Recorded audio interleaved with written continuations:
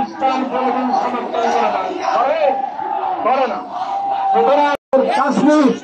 কাশ্মীরকে তারা দখল করার নীলনকশা তৈরি করছে। সুতরাং মুসলমানদেরকে মাঝে মধ্যে বাতিল শক্তিরা এভাবে যাচাই করতে চায়। মুসলমান জাগ্রত আছে ইনশাআল্লাহ।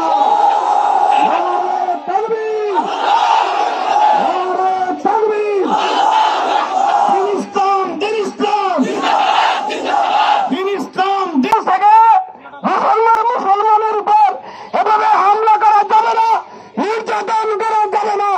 এই মুহূর্তে আপনাদেরকে আন্তরিক অভিনন্দন জানিয়ে আমার বক্তব্য